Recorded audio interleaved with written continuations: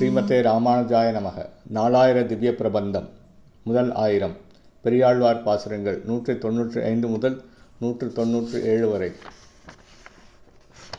திருவந்தி காப்பிட அழைத்தல். 195ஆம் பாசுரம். கண்ணில் மணல் கொடு தூவி காலினால் பாய்ந்தனை என்று எண்ணவரும் பிள்ளைகள் வந்திட்டு இவர் ஆர் முறைப்படுகின்றார். கண்ணனே, வெள்ளரை நின்றாய், கண்டார் ஓடாதே, தீமை செய்வாய், வண்ணமே வேலையது ஒப்பாய், வள்ளலே காப்பிட வாராய்.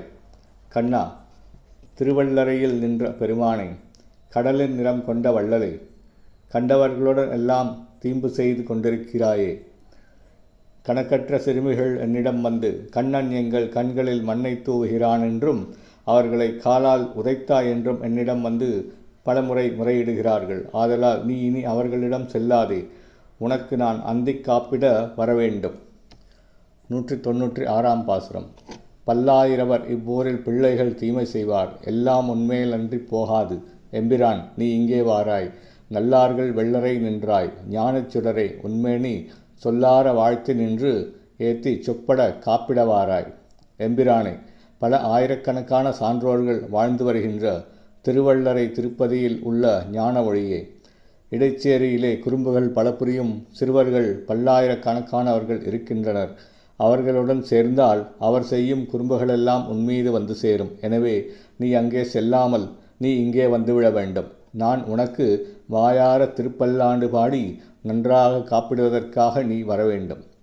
197ஆம் பாசுரம். கஞ்சன் கருக்கொண்டு நின்மேல் கருநிற செம்மயிர் பேயை வஞ்சிப்பதற்கு விடுத்தான் என்பதோர் வார்த்தையும் உண்டு. மஞ்சு தவழ்மணி மாட மதில் திரு வெள்ளரை நின்றாய், அஞ்சுவன் நீயங்கு நிற்க அழகனே காப்பிடவாராய்.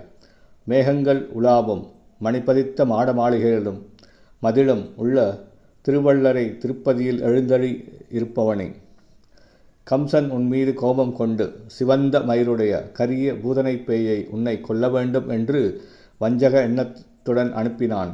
இதனை நீ பிறந்த பொழுதே கேட்டதாகும். ஆகையால் நீ வெளியே இருப்பதற்கு நான் பயப்படுகிறேன். அழகனே, உனக்கு காப்பிடல் வேண்டும். ஆகவே வருக. ஸ்ரீமதே ராமானுஜாய நமக.